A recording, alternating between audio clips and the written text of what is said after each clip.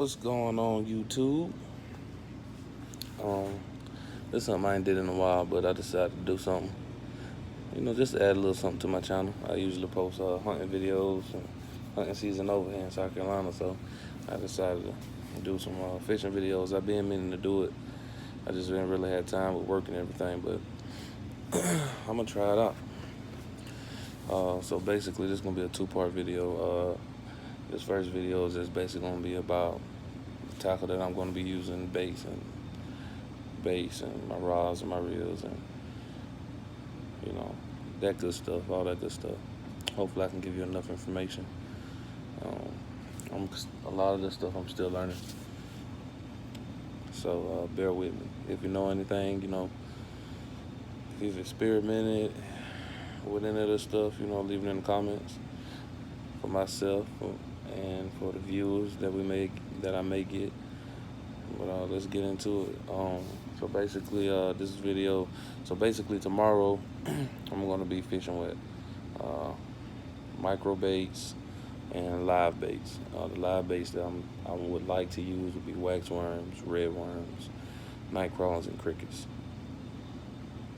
One might be red worms because fishing here lately in South Carolina, I've been getting some good bites from night crawlers. So we might go back with the night crawlers. But let's jump into this right quick. All right, so basically, I went out today to Bass Pro Shop and I found the Strike King Bitsy Minnow, and I think I paid for the 5 I bought. I think they were like $4.99 each. This one right here I got in black chartreuse with a black bag. I got brown crawl. That gizzard shad color there, if I can get it to focus in. I got the gizzard shad from Walmart.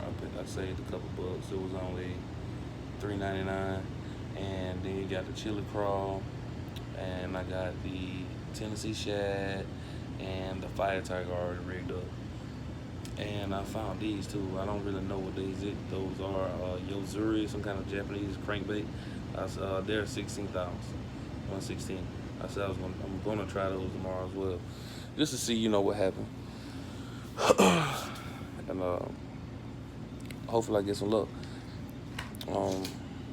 This is just other little terminal tackle that I picked up as well, slip bobs and things of that. Like that. This first rod, it's a combo. I bought it as a combo from Academy. It's a Daiwa Samurai. If I can get it to focus in, I'm on my phone. It's a Daiwa Samurai. 5:1 gear ratio. I got a spool with 6-pound test, Mr. Crappie, in the high vis green. I got a small 1.5 inch slip bobber with 2 small. They're not really BB size, but they're pretty small split shot, and a slip bobber. I prefer a slip bobber over a fixed cord or a fixed bobber, simply because it's more convenient, man. You can reel up your slack, and the little bobber stops will go through the rod guys, and you don't have to worry about jamming up or hanging up on your rod. My next rod is something I decided to put together myself, and I've been doing that a lot this year. This is a Okuma Stratus 6. I picked this up from Dick's for 49 bucks. So I think it's a 5:1 gear ratio as well. Nope, it's a 5:0 and for anybody that don't know, gear ratio 5:1, 5:0, 7:1, 7:0, 7:2, whatever. So basically 5.0, 5:0 basically means with every crank, with every full revolution of you turn, you reel up 5 yards of slack, or 5.2 yards of slack, or 7 yards of slack. Every turn is 5 yards of slack, 6 yards of slack, 7 yards of slack, whatever the gear ratio is. I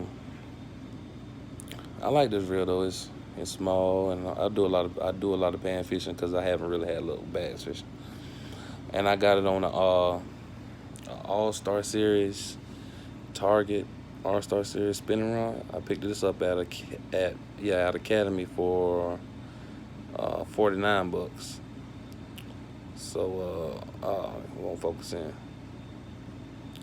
For $49, and I got the Fire Tiger micro Strike King bits and minnow on it, and this rod is a 5'6" rod, ultralight, fast action.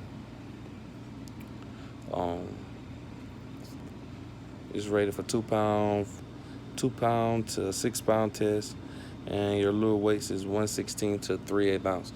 So you can get away with some heavier lures on this, some heavier line. I got my reel spooled with 4 pound the 4 pound P line CX. I think it's a copolymer line. I'm not quite sure. I think it's copolymer. This stuff, fluorocarbon. Well, it's fluorocarbon coated. I think it's copolymer. Yep, it's copolymer. All right, I think this was like $8.99 at Bass Pro.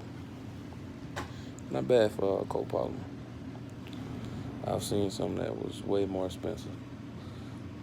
And how I got this thing rigged up is, so basically what I did was I got this idea from another YouTuber. So basically what I did was I tied a Palomar knot on the end of a barrel swivel.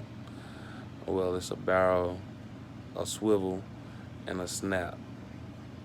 So what I did was I tied the Palomar knot, and I took the snap and hooked it into the split ring on the actual crankbait. It's easy. It allows you to be able to switch out easily, quickly, without having to retie and cut your line and all that other good stuff. My next one is I have a Mr. Crappie slab shaker. This is 6 pound Mr. Crappie line. High vis green. It won't focus in. High vis green. I picked this up at Academy for like $15. The reel. I didn't change the line on it. I should. And on this one, I have the Tennessee shad with the swivel, snap, and I have that rigged on a B&M Bucks graphite rod, graphite spinning rod, a crappie spinning rod, and it is a medium light action, 6'5". I'm trying to find the rest of the specs on this thing. Ready for 4 to 8 pound test line. It's a 2-piece rod. It doesn't have the lure size on it, but because it's medium light, it doesn't really have it's not really a fast action rod either. So I don't really know the action on this thing. I have to do some more research.